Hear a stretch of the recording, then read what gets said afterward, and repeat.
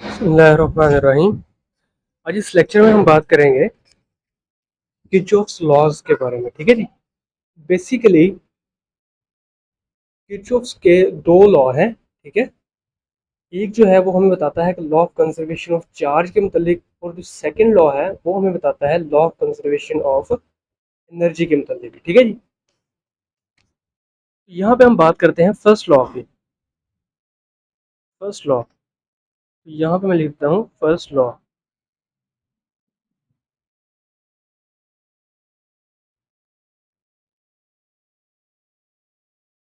Kirchhoff है उसको first law क्या कहते हैं? किरचॉफ का फर्स्ट लॉ कहता है कि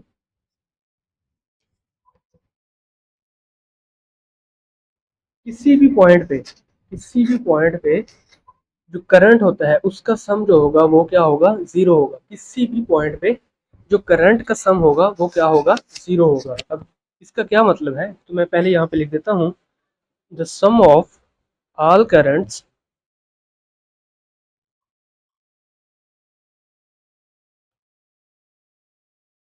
सम of all currents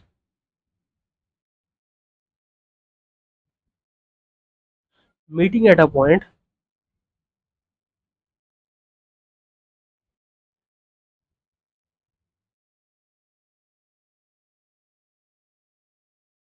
eight a point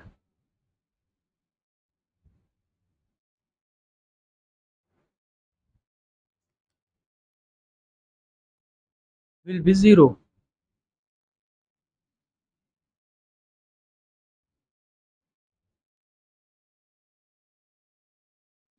will be zero. ठीक है जी। तो लेट्स सपोज यहाँ पे यहाँ पे हम एक पॉइंट मान लेते हैं। लेट्स सपोज ये हमारे पास कोई पॉइंट है। ठीक है।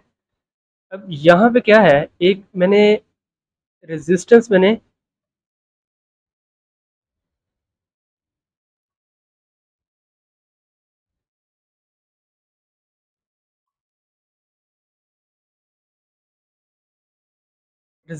लगाई यहाँ पे R1 है। ठीक है जी।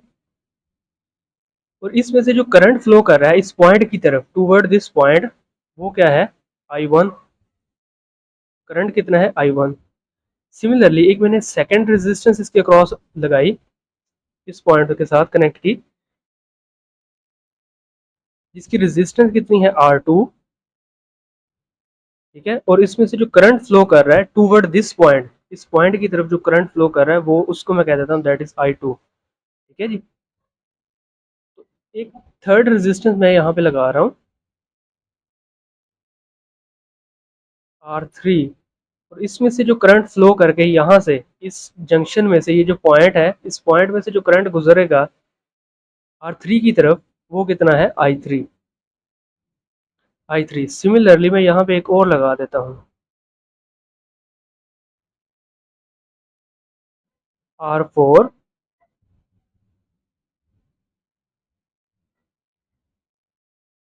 ठीक है।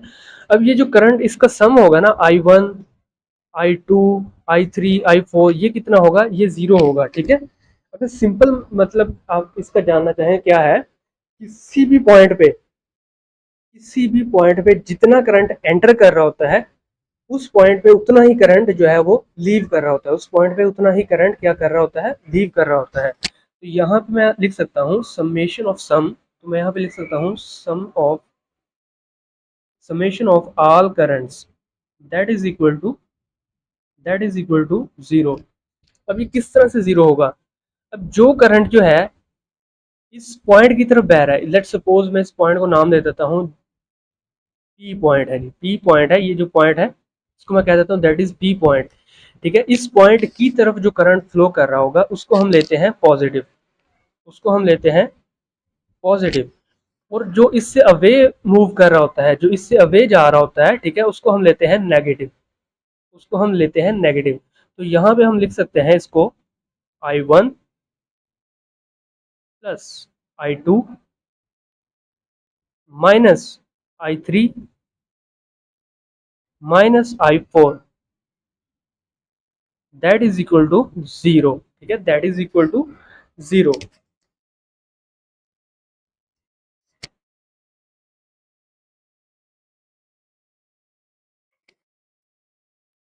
तो यहां से हम लिख सकते हैं I1 plus I2 minus I3 minus I4 equal to zero.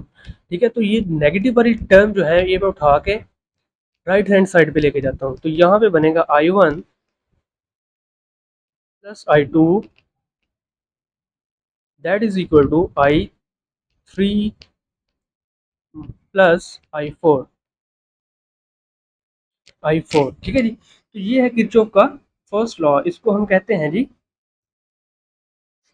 Kirchhoff first law. ठीक है जी, किरचॉफ फर्स्ट लॉ, इसका एक दूसरा नाम भी है, इसको हम कहते हैं पॉइंट रूल। इसको हम कहते हैं point rule.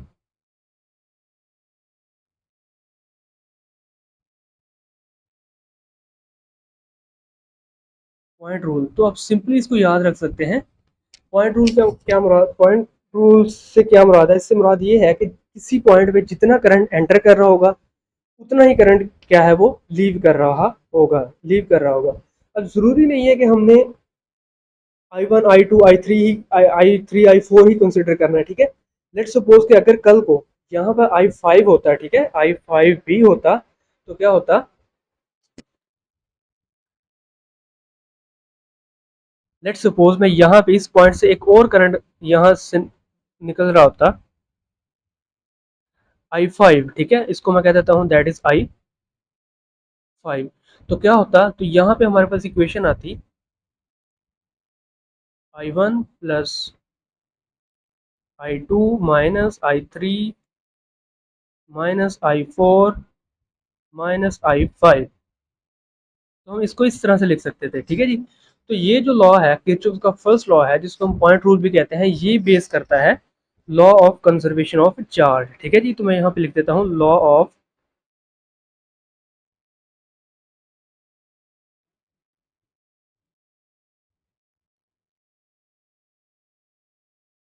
Conservation of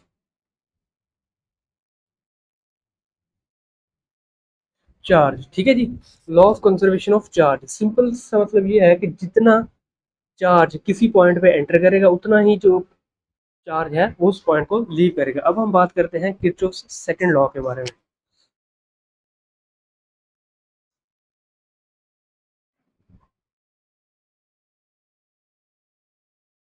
second law,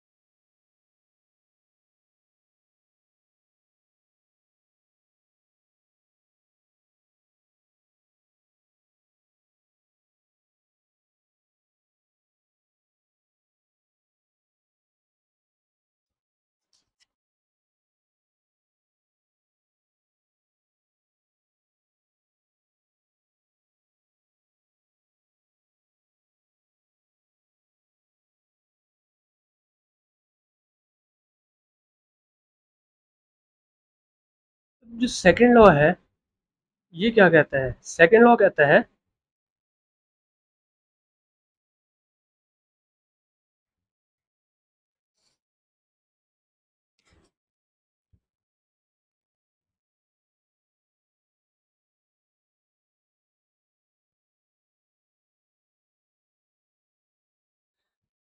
second law कहता है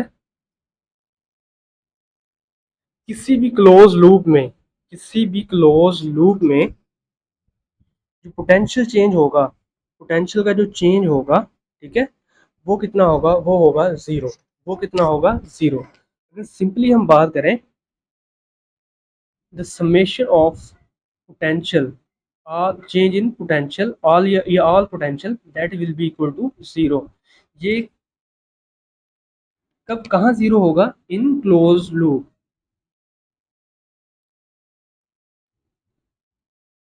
क्लोज्ड क्लोज लूप में, ठीक है जी। तो यहाँ पे इसको मैं अगर डिफाइन करना चाहूँ तो मैं इसको डिफाइन इस तरह से कर सकता हूँ,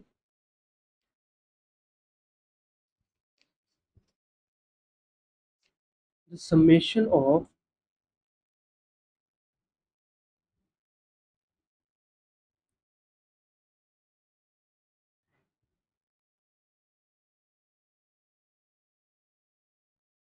potential change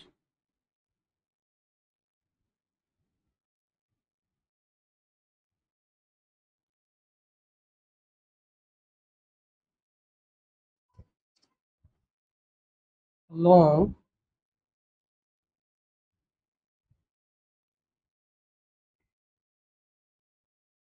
closed loop will be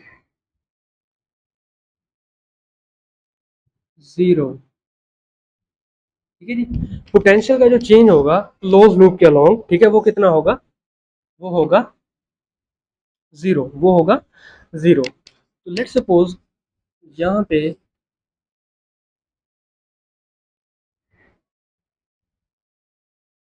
एक डायग्राम आपको नजर आ रही है, ठीक है जी। तो यहाँ पे क्या है, मैंने एक बैटरी को कनेक्ट किया है, सिंपल सा एक सर्किट है, बैटरी है दैट इज E1 और एक बैटरी है E2, एक रेजिस्टेंस है R1 और दूसरी रेजिस्टेंस जो है वो कनेक्टेड है इसके साथ R2, ठीक है जी।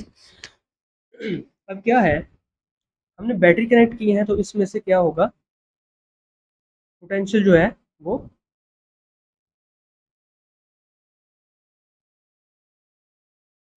इस सर्किट में से कुछ ना कुछ पोटेंशियल जो होगा वो फ्लो करेगा, ठीक है जी। अब हम,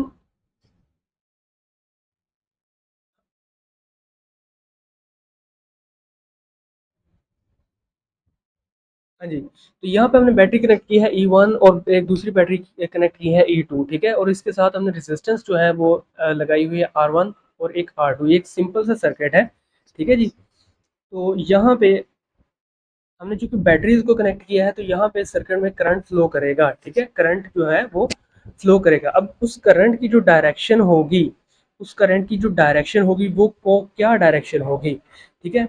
लेट्स सपोज कि अगर मैं यहाँ पे मान के चलता हूँ कि जो E1 है that is greater than E2, E2, अगर E1 जो है, ये वाली E1 जो है E2 से ग्रेटर है, ठीक है, तो जो करंट फ्लो करेगा वो अकॉर्डिंग टू E1 होगा, ठीक है, करंट फ्लो करेगा अकॉर्डिंग टू E1, ठीक है। अगर अकॉर्डिंग टू E1 देखें तो करंट की जो डायरेक्शन होगी वो क्या होगी, वो होगी एंटी क्लॉकवाइज डायरेक्शन। यहाँ पे ये आपको नजर आ रही है,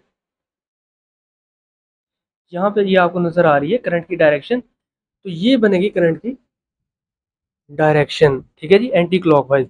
लेट्स सपोज अगर मैं अज्यूम करता E2 वो ग्रेटर देन है E1 से ग्रेटर देन है, ठीक है, तो जो करंट फ्लो करता है इस सर्किट में वो अकॉर्डिंग टू E2 फ्लो कर रहा होता है, ठीक है।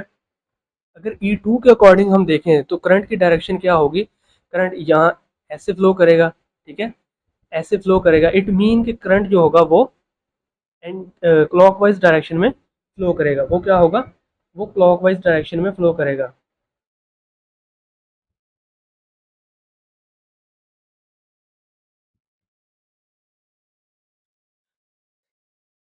अच्छा, अब क्या है जी, हम कंसीडर करते हैं कि एक पॉजिटिव चार्ज है डेल्टा क्यू चार्ज को, इस सर्किट में से, इस क्लोज लूप में से, ठीक है, मूव करने के लिए हमें कितनी कितनी एनर्जी की रिक्वायरमेंट होगी, अब हमें पता है जब ये चार्ज इस E1 के नेगेटिव टर्मिनल से पॉजिटिव टर्मिनल की तरफ जाएगा तो कितनी एनर्जी गेन करेगा, कितनी एनर्जी गेन करेगा, तो मैं यहाँ पे लिख सकता हूँ एनर्जी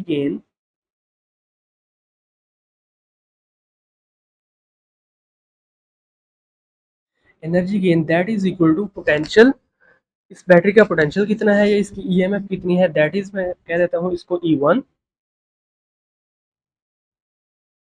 डेल्टा क्यू। ठीक है जी, E1 डेल्टा क्यू। अब सिमिलरली, ठीक है, ये जो चार्ज, मैं रेजिस्टेंस की बात नहीं कर रहा अभी, मैं रेजिस्टेंस को जो है वो निगलेक्ट कर रहा हूँ। ठीक है, अब जब ये चार्ज इस सर्किट में होते होते यहाँ पे पहुंचेगा, इस E2 के पॉजिटिव टर्मिनल पे, इस पॉजिटिव टर्मिनल से, तो यहाँ से पॉजिटिव टर्मिनल से नेगेटिव टर्मिनल की तरफ इसको जाने के लिए, ठीक है, ये कितनी एनर्जी को लॉस करेगा, ये कितनी एनर्जी को लॉस करेगा, तो यहाँ पे मैं एनर्जी लॉस लिख देता हूँ।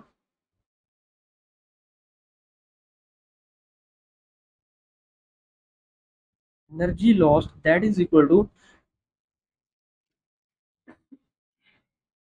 क्योंकि ये एनर्जी को लॉस कर रहा है तो यहाँ पे मैं नेगेटिव साइन लूंगा। ठीक है, तो यहाँ पे मैं नेगेटिव साइन लूंगा, तो यहाँ पे पोटेंशियल कितना होगा इसका, बैटरी का ईएमएफ इसकी कितनी होगी, E2 into delta Q, into delta Q.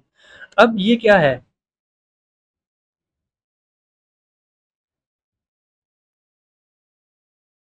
जब ये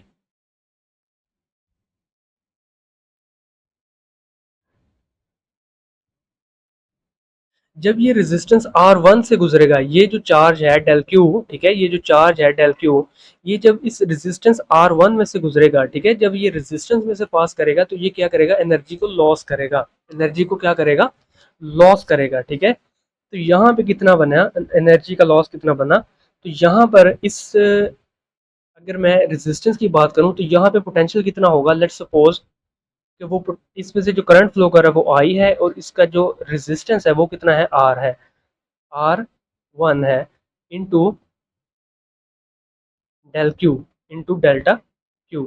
तो यहाँ पे नेगेटिव साइन आएगा क्योंकि यहाँ पे एनर्जी का लॉस हो रहा है। सिमिलरली यहाँ पर जो R2 है, एनर्जी लॉस यहाँ पे कितना होगा,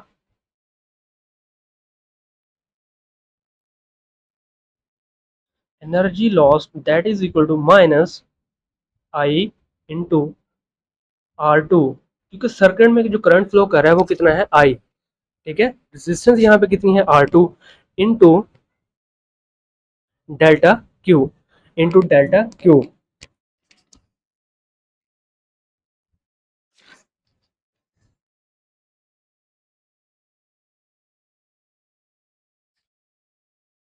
यहाँ पे, अब यहाँ पर जो law of conservation of energy है, मैंने आपको बताया था स्टार्टिंग में कि ये जो सेकंड लॉ है ये बेस करता है law of conservation of energy पे। तो इसके अकॉर्डिंग अगर हम बात करें तो जितनी एनर्जी इस ये चार्ज गेन करेगा उतनी ही एनर्जी ये क्या करेगा, लॉस करेगा। जितनी एनर्जी ये गेन करेगा उतनी एनर्जी ही, उतनी ही अमाउंट में ये एनर्जी क्या करेगा, लॉस करेगा। ठीक है, तो यहाँ पे मैं लिख देता हूँ, according to energy law, law of conservation of energy, total change in energy will be zero.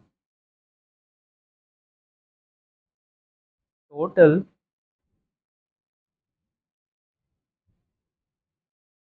change in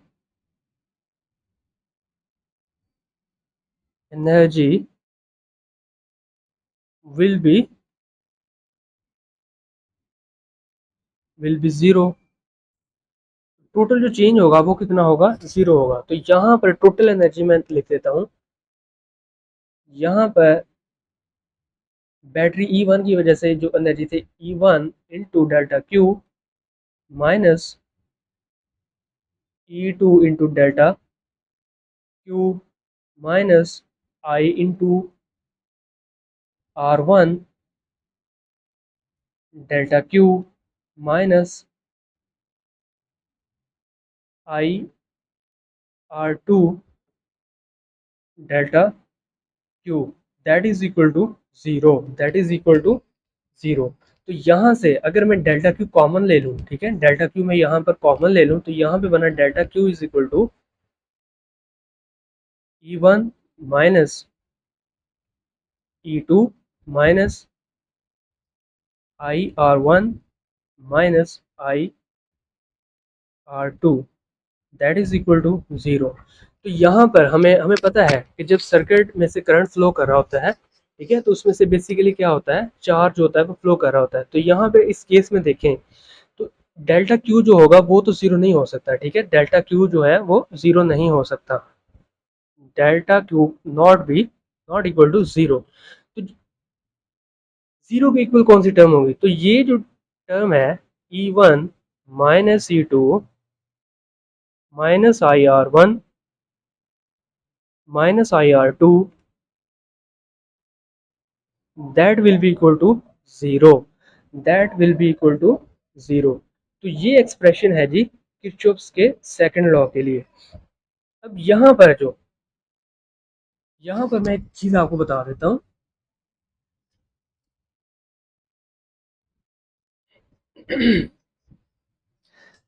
जब हम बैटरी के नेगेटिव टर्मिनल से जब हम बैटरी के नेगेटिव टर्मिनल से पॉजिटिव टर्मिनल की तरफ मूव कर रहे होंगे, ठीक है, तो पोटेंशियल में जो चेंज होगा वो पॉजिटिव आएगा, ठीक है, पोटेंशियल में जो चेंज होगा वो क्या होगा, पॉजिटिव होगा, ठीक है। अगर हम पॉजिटिव टर्मिनल से नेगेटिव टर्मिनल की तरफ मूव कर रहे हैं, पॉजिटिव टर्मिनल से नेगेटिव टर्मिनल की तरफ मूव कर रहे हैं, तो पोटेंशियल में जो चेंज होगा वो क्या होगा, वो होगा नेगेटिव होगा, ठीक है। सिमिलरली अगर हम रेजिस्टेंस में, ठीक है, रेजिस्टेंस में अगर हम अलोंग करंट अगर हम मूव करें, ठीक है, अलोंग दी करंट अगर हम मूव करें, यहाँ पे अगर हम देखें तो करंट जो है, इस हमने माना था कि ये जो E1 है that is equal greater than E2, that is greater than E2, ठीक है। तो इस करंट जो है वो फ्लो करेगा अकॉर्डिंग टू E1, ठीक है, अकॉर्डिंग टू E1 अगर हम करंट की डायरेक्शन देखें तो करंट की डायरेक्शन ये बनेगी, ठीक है, करंट की डायरेक्शन ये वाली बनेगी।